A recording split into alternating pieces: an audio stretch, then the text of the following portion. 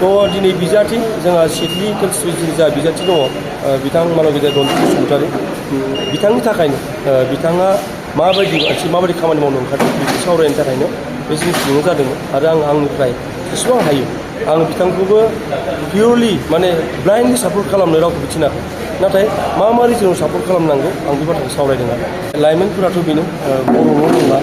दिनै थासारिनि बिदि जालांबाय मानसिफोरा बाथ्रा बुंनो एसे बाग्रा जाबाय लाइमोनफ्रा पलिटिक्स होनबा एसे जानगाराव थाग्रा जाबाय नङा दा जानगाराव थानानै मा समाव जायो बेखौ मिथिया बोरायफोरानो जा थांनाय 2003निफ्राय जायफोर दङ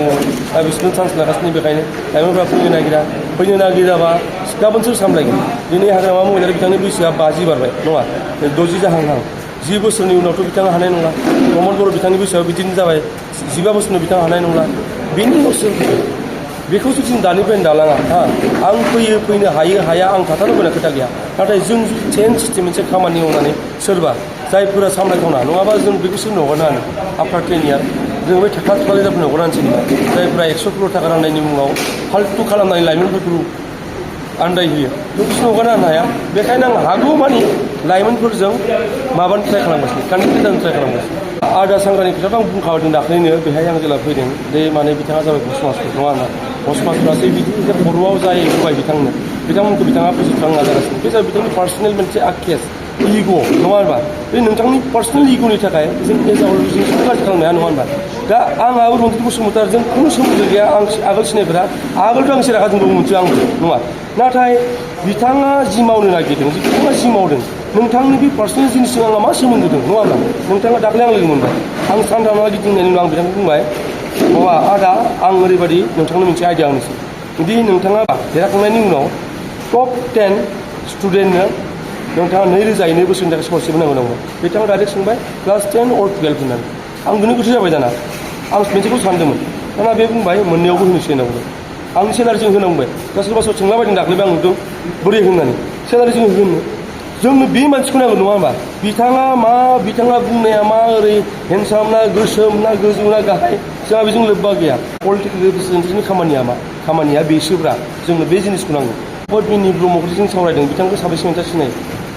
कुइसना बे जागोन नङा होनबा गाबोन सोरबा सानलायगोन सोर होननानै बेयावनो सार्च खालामनासो मिथिलायगोन दा सोरबा नङा होनबा दा खोथाया मा जादों नोंदि सोंबाय आंनाव मानि थाखाय सोंखो जै सोंनायनि जाहोनाथ' जाबाय नों मालानिफ्राय मिथिगौ जेलानिफ्राय इउपिपिएलाव थानानै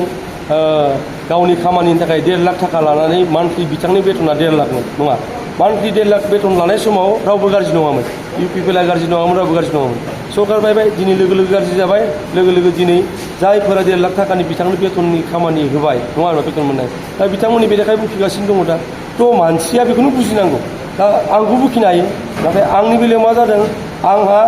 मानसिया पावार थानायजों थाङो आंहा थांनायाव पावार थानायफोरखौ बेरेखा खालामबाय दा नै आरो आं दा पावार थानायफोरखौ बेरेखा खालामबावदों आरो दा माने बेरेखानि नामाव बेरेखा खालामबाय थायाखै आङो जिनिसा मा जोंनि जेनुइन बाथ्राफोरखौ जोङो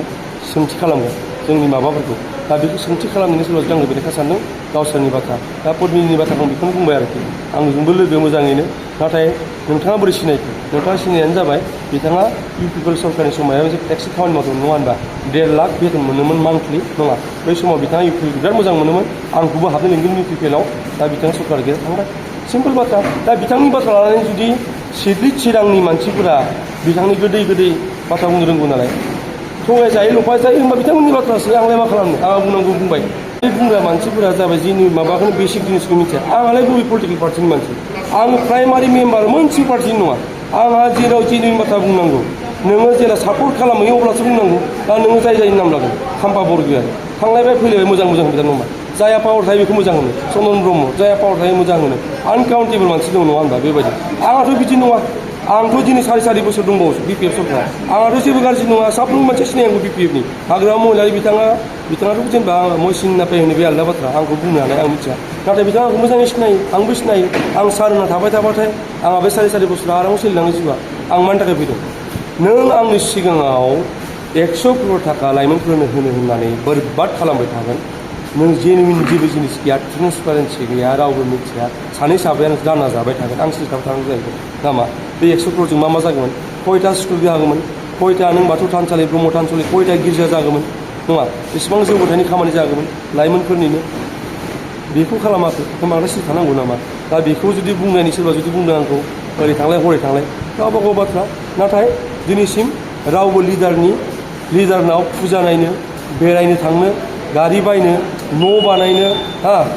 माबा गोसोनाय सिख्लानो मायबा होनांगौ आं बिनि थांबाय दिनैसिम आं थांनाय नङा आं बुंबायनोखा एन्थुसियास्टिक मानसि सासे खामानि मावनो गोसो गोनां थांनाय समफोराव मोजां मानसि मोनजोबा बयबो मालाबा दालालफोरजों गोरोबना थायो थांनाय समफोराव जानो हागौ बिदि एसे जादोंमोन आं मिथिजोबा नाथाय जोंनि बिबानानो बेनो जों मानो हगारना होनो दा जों दैदेनलांनांगोन नङा होनबा आं लाइमोनफोरखौ बुंनाया बेनो जों गाज्रि मोनबाय थायो मा बेजों थाफाग्रा मानसिफोरा गाज्रि गोजा होननानै नों मोजाङा मानो थाङा नङा थ' बेखायनो बिथाङा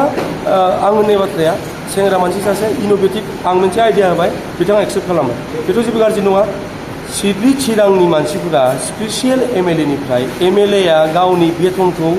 होनो नागिरदों 2008